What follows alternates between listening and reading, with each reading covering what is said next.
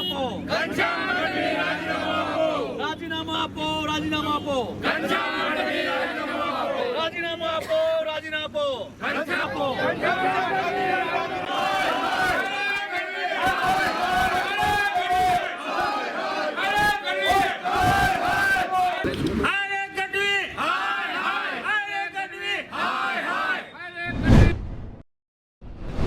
આજે જે આવેદનપત્ર આપ્યું છે, શું માંગ સાથે આવેદનપત્ર આપવામાં આવ્યું? હમણાં જ આપના મીડિયા સમક્ષ ADHO ગઢવી પોતાની અનાવડત તેમના સીધી દેખરેખ નીચે થયેલ ખોટી નસબંધીના કેસો છુપાવવા મીડિયા સમક્ષ સ્વર્ગસ્થ સંજય ગાંધીનું જે નામ લીધું છે તે માટે અને તેની સાથે તેમને કરેલી ભૂલો, તેમના નીચે આરોગ્ય કર્મચારીઓને સસ્પેન્ડ કરી શોકોઝ નોટિસ આપી અને તેમની સામે કે પોતે જવાબદાર અધિકારી સામે FIR નોંધવા માટે આજે અમે અનુરોધ કર્યો છે.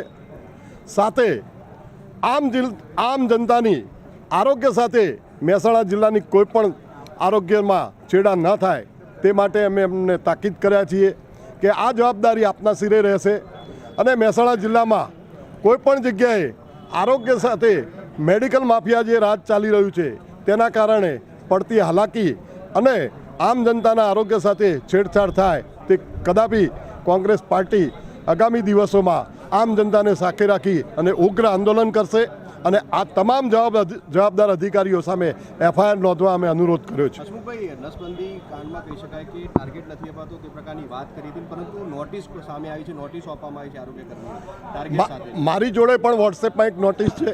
ટાર્ગેટ બિલકુલ અપાય છે. એ પોતે પણ એમની બાઇટમાં બોલેલા છે કે ટાર્ગેટ વગર કામ પૂરું થતું નથી સરકારમાં. એટલે એમને શોકોઝ નોટિસ પણ અમુક તાલુકામાં આપેલી છે જ્યાં ઝીરો કામગીરી થઈ છે ત્યાં આગળ. એટલે કોણ કહે છે કે ટાર્ગેટ નથી આપતા? સરકારમાં અચૂક ટાર્ગેટ અપાય છે. ટાર્ગેટોના કારણે આ કૌભાંડો થાય છે એવું માનો છો? ચોક્કસ, હું દ્રઢપણે માનું છું કે સરકારના ટાર્ગેટો પૂરા નથી થતા. હમણાં અગાઉ પણ પોલિયો રસીકરણમાં 1 લાખ રસીનો તફાવત આવતો હતો જે એપમાં નોંધાયેલા હતા અને એકચ્યુઅલ રસીકરણના. એટલે આવા કૌભાંડો વારંવાર આરોગ્યમાં થાય છે. એટલે આગામી સમયમાં આવું ન બને તેના માટે મેં અત્યારે તાકીદ કરી છે અને આવું કરવામાં આવશે વારંવાર તો કેબિનેટ મિનિસ્ટર જે મહેસાણા જિલ્લાના આરોગ્ય મંત્રી હોય તો તેમનું પણ રાજીનામું માગવામાં આવશે. રાજુભાઈ, શું માંગ કરી છે અને શું રજૂઆત કરી છે? આજે મેં મહેસાણા આરોગ્ય અધિકારી મહેશભાઈ કાપડિયા છે એમના માટે તપાસ થાય જે કૌભાંડો કરી રહ્યા છે એના અને ACB તપાસ થાય એના માટે મેં મુખ્યમંત્રી શ્રી ભૂપેન્દ્રભાઈ પટેલને પત્ર લખેલો છે. જેમાં મુદ્દાઓ એવા છે કે જેમ પોર્ટલ ઉપરથી જે ખરીદી થઈ રહી છે એમાં બિંદાસ થઈને ખરીદી થઈ રહી છે. જે પોલિયોના રસીકરણ થયા એમાં પણ ખોટા આંકડા આપવામાં આવ્યા. ખ્યાતિ હોસ્પિટલનું જે ઇસ્યુ થઈ રહ્યું છે એમાં ઓપરેશન ત્યાં અને પેશન્ટ બધા મહેસાણા જિલ્લાના, આવા ઘણા બધા મુદ્દા છે. એના અનુલક્ષીને મેં આજે મુખ્યમંત્રી શ્રી ભૂપેન્દ્રભાઈ પટેલને પત્ર લખ્યો છે કે આ અધિકારીને ત્વરિત દૂર કરવામાં આવે તથા તેમની પર ACB તપાસ થાય. અન્ય કઈ રજૂઆત કરવામાં આવી છે આપણે? અન્ય રજૂઆતમાં એવું છે કે એમને સમર્થ જે એજન્સી છે એ એજન્સીની સમયમર્યાદા પૂરી થઈ ગઈ તો પણ એને રિપીટ ફરીથી ઓર્ડર કરેલો છે એ જ એજન્સીને. આ જ અધિકારીએ એ એજન્સીને 6 વખત નોટિસ આપેલી છે તો પણ ફરીથી કેમ એ જ એજન્સીને એમને રિપીટ કરી? આવા બધા ઘણા પ્રશ્નો છે જે મેં લેટરમાં લખેલા છે. નસબંધીનું કાંડ સામે આવ્યું છે એમાં લઈને શું કહેશો અધિકારી સામે? જો આ જે વાત છે એમાં અધિકારી ઇન્વોલ્વ હોય તો જ નીચેનો કર્મચારી કામ કરતો હોય છે. એટલે આની સંપૂર્ણ જવાબદારી મહેશભાઈ કાપડિયાની છે. ટાર્ગેટ આપવામાં આવે છે એને લઈને શું કહેશો? ટાર્ગેટ કંઈક એવું કંઈ હોય નહીં, પરંતુ અધિકારીઓ પોતાની રીતના કોઈ ટાર્ગેટ નક્કી કરતા હોય તો એવું બની શકે. આજે કોંગ્રેસે પણ રજૂઆત કરી છે અને ભાજપ કરી રહ્યું છે, એને લઈને શું કહેશો?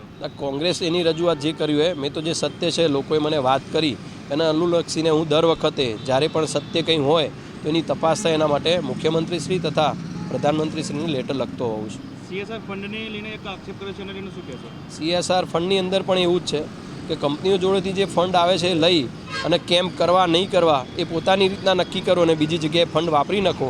આ પણ એક મુદ્દો છે જે પોતાના કર્મચારીઓએ મને જાણ કરી છે. આપણે શું લાગે કે મહેસાણા શહેરમાં કેમ્પ કરવો પડે ના કરવો પડે નસબંધીને લઈને? જો નસબંધીના કેમ્પ જાગૃતિ માટે મહેસાણા જિલ્લો હોય કે ગ્રામ્ય વિસ્તાર હોય મહેસાણાના બીજા પણ જે શહેરો છે બધી જગ્યાએ કેમ્પ થવા જોઈએ. જાગૃતિ તો જ આવે. તમે કેમ્પ નહીં કરો અને પોતાની રીતના જો આ રીતના ગેરવર્તણૂક કરી અને જે લોકોને તકલીફ છે, નથી તકલીફ, એવા બધા ગમે ત્યાંથી ભેગા કરી અને તમે ઓપરેશન કરી નખાઓ, એ ખોટું છે.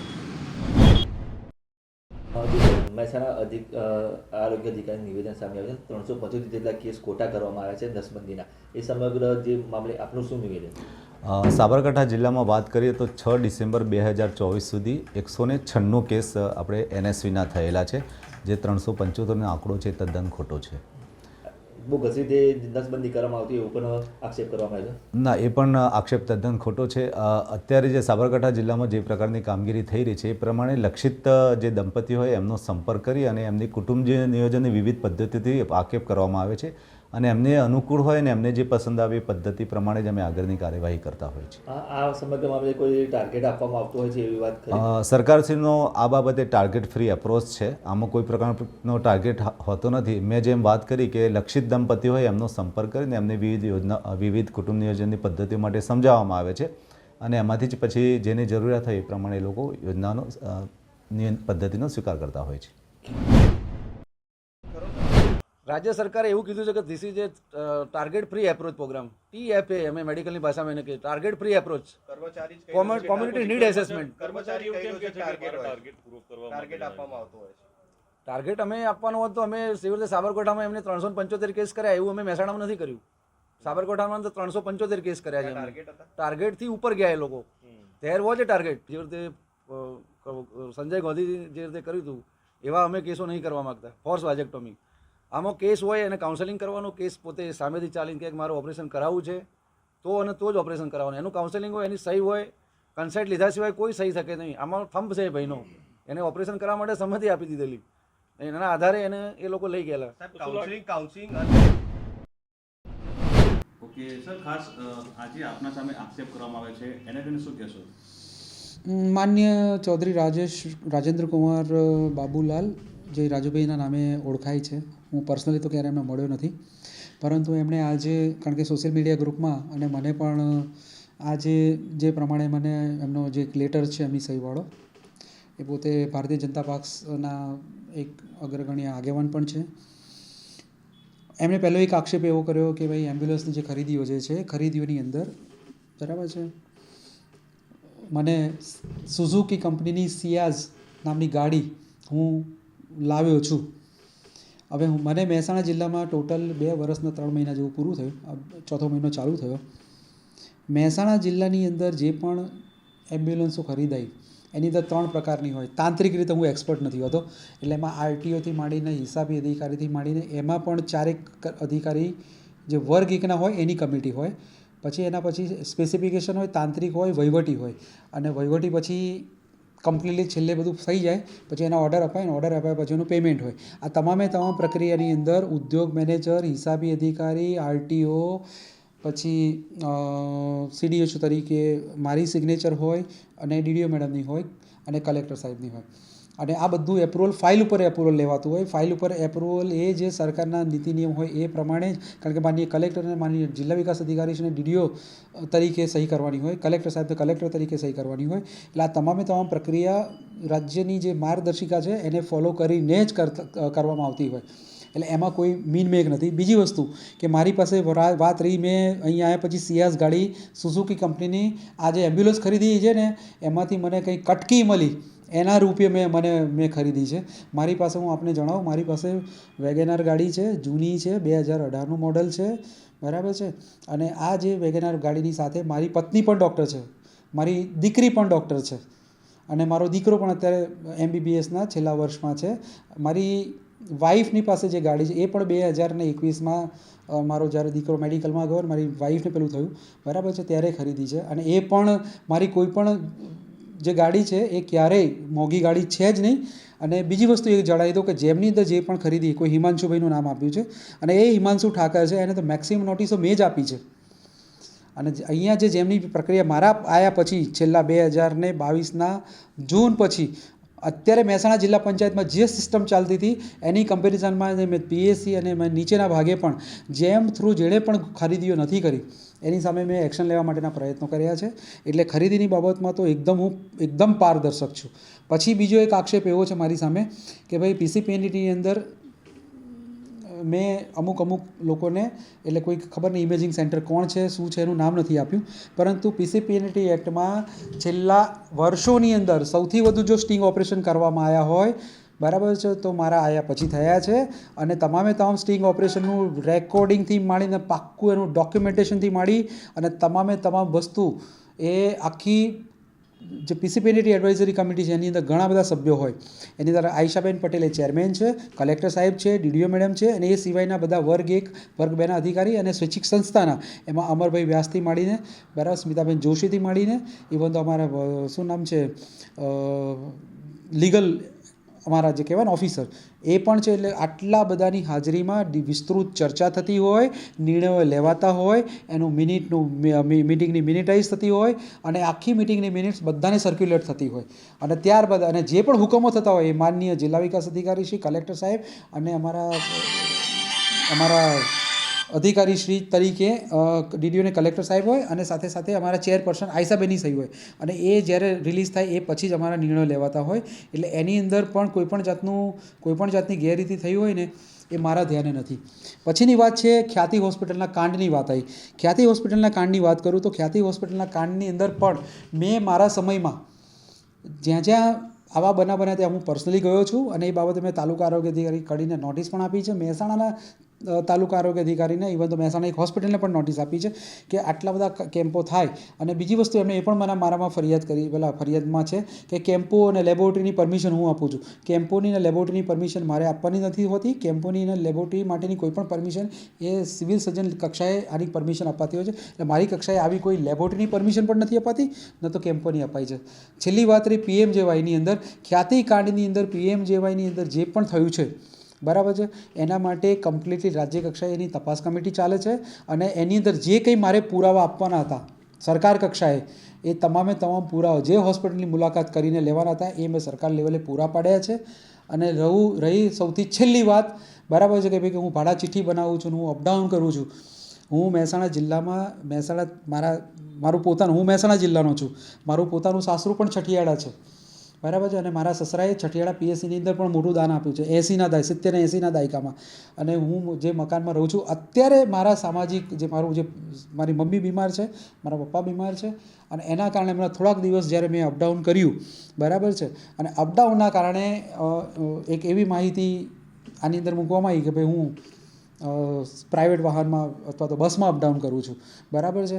એટલે આ જે મુદ્દો છે એ પણ હું એની સાથે સંમત નથી. અને છેલ્લો એક મુદ્દો એવો હતો કે મેં કર્મચારીઓને જે બદલી કરીને પેલું કર્યું, બદલીના પાવર્સ મારી પાસે નથી. તમામ બદલીના પાવર્સ માનનીય જિલ્લા વિકાસ અધિકારી શ્રીને છે. અને જિલ્લા વિકાસ અધિકારી શ્રીના બદલીના પાવર્સ બાદ માનનીય જિલ્લા વિકાસ અધિકારી શ્રી નિર્ણય લે અને જિલ્લા વિકાસ અધિકારી શ્રીના નિર્ણય બાદ જ હુકમો થતા હોય છે. એટલે એમાં કોઈ બદલી મારા રીતે, કારણ કે મારા પાવર્સમાં જ નથી બદલીના પાવર્સ, બરાબર છે. એટલે આ વાત પણ હું સ્વીકારવા તૈયાર નથી. જેથી કરીને માનનીય રાજુભાઈએ જે મારા વિરુદ્ધમાં ફરિયાદ કરી છે એ ફરિયાદ એમણે કરી છે. હવે તો એમને ફરિયાદ કરવા માટેના ઘણા બધા કારણો છે અને કોણે કરાઈ છે, શું છે, કયા લેવલે છે. કારણ કે મારા ઉપર તો આટલું બધું હું હાર્ડ વર્કથી સ્ટ્રિક્ટલી કામ કરતો હોઉં એટલે મારા ઉપર ઘણી બધી ચારે બાજુથી પ્રેશર આવતા હોય. અને મને જે પ્રમાણેનું મારી માહિતી છે એ પ્રમાણે કોણે કરાવી છે, શું છે, એ મારા ધ્યાનમાં છે. એટલે તો રાજુભાઈએ પોતે એ સારા આગેવાન છે, પ્રતિષ્ઠિત માણસ છે. એમણે ખરેખર કમ્પ્લીટલી વેરિફિકેશન કરી, મારી સાથે બેસી ચર્ચા કરી અને જો આ નિર્ણય લીધો તો વધારે યોગ્ય લેખાત. સર, ખાસ એ હુકમ થઈ રહ્યા છે કે એસીબીની તપાસ થવી જોઈએ, એ બાબતે શું કહેશો? હા, તો એસીબીની તપાસમાં મેં કહ્યું ને, હું અને મારી પત્ની બંને ડૉક્ટર્સ છે, મારી દીકરી ડૉક્ટર્સ છે. ઓવરઓલ હું જે પગાર લઉં છું અને હું જે ઇન્કમ ટેક્સ ભરું છું, બરાબર છે, મારું અને મારા પત્નીનું બંનેની જે મારી આવક છે, બરાબર છે, અને મારી દીકરીની આવક છે, ટોટલ અમારી આવક 75 થી 80 લાખ રૂપિયાની વર્ષની છે. એક વર્ષમાં જ્યારે કોઈ અધિકારી પતિ પત્ની અથવા તો એની દીકરી, બરાબર છે, અમારી જ્યારે આટલી આવક હોય ત્યારે મારે કોઈ પ્રશ્ન જ ઉપસ્થિત ન થતો. બીજી વસ્તુ કે મારા આટલા ટેન્યુઅરમાં દિવાળીની અંદર અથવા તો રૂટિનમાં તમે લોકો જે પત્રકાર તરીકે હો ને એને પણ ચા હું મારા પૈસે પીવડાવતો હોઉં અને દિવાળી પર અથવા તો કોઈ પણ પ્રસંગે મેં કોઈની એક રૂપિયાની શું એક સોયની અણી જેટલી મેં કોઈની ગિફ્ટ નથી લીધી, બરાબર છે. અને મહેસાણા જિલ્લાનું ઓવરઓલ તમે કહો તો છેલ્લા 2.5 વર્ષમાં મહેસાણા જિલ્લાની અંદર માતા મરણ ડાઉન થઈ, બાળ મરણ ડાઉન થયો. મહેસાણા જિલ્લાના પીએસસી અને સીએસસીની અંદર જે પ્રકારની વ્યવસ્થા ઊભી થઈ એમાં તો માનનીય આરોગ્ય મંત્રીશ્રીના સગાવાલા, બરાબર છે, આજુબાજુની કંપનીઓની CSR એ લોકોએ પોતે ખરીદી અને મહેસાણા જિલ્લાને અને પીએસસી અને સીએસસીને જે રીતે સરસ મજાનું લોકો માટે જે કામ થયું છે અને જે રીતે દાન આવ્યું છે, બરાબર, એ સરાહનીય કામગીરી. છેલ્લા 5 વર્ષનો ઇતિહાસ જો મહેસાણાનો અને છેલ્લા 2.5 વર્ષનો ઇતિહાસ જો તો એમાં એકદમ સાચી વસ્તુની સાચી હકીકત ખબર પડશે. નસબંધીનો કાંડ જે સામે આવ્યો છે, કોંગ્રેસ આવેદનપત્ર આપવામાં આવ્યું છે, ટાર્ગેટ નથી અપાતો તે પ્રકારની વાત છે, પણ ટાર્ગેટની નોટિસ સામે આવી છે, શું કહેશો? નહીં, આમાં એક અમારા જિલ્લા લેવલના તપાસ કમિટી જો હેડેડ બાય CDHO, તો હી ઇઝ મોનિટરિંગ અને આમાં નેક્સ્ટ જો ટાર્ગેટની વગર કોઈ એવી પ્રકારની ઘટના બની છે તો એના ઉપર એક્શન લેવામાં આવશે. ઓલરેડી જો ઘટનાના જો જિમ્મેવાર વ્યક્તિઓ છે તો એના સામે અમે કડક કાર્યવાહી લઈ લીધી છે, પણ હજી જો એમાં તપાસમાં જો પણ સામે આવશે તો એના મુજબ એના ઉપર એક્શન લેવામાં આવશે. અત્યાર સુધી કોની વિરુદ્ધ શું પગલાં લેવાયા છે, કેટલા કર્મચારીઓ? હા, અમારે 2 જો એ કર્મચારીઓ હતા તો એને અમે સસ્પેન્ડ કર્યા છે અને એવા પ્રકારના બાકી કોઈ ઘટના સામે આવશે તો એ મુજબ જ એક્શન લેવામાં આવશે. કર્મચારીઓ પર કોઈ નોટિસ કે પગલાં? હા, એ હવે ઇન્ક્વાયરીની જો રિપોર્ટ છે જે સામે આવશે તો એના મુજબ એક્શન લેવામાં આવશે. મેડમ, આ કર્મચારીઓને તો સસ્પેન્ડ કરાયા, પરંતુ આ THOની નોટિસ છે, THO દ્વારા નોટિસ આપવામાં આવી છે કામગીરીને લઈને, તો શું આ મોટા અધિકારીઓ પર કોઈ કાર્યવાહી થશે કે કેમ? જો ઇન્ક્વાયરીમાં એ સામે આવશે તો હું એના મુજબ એક્શન લઈશ.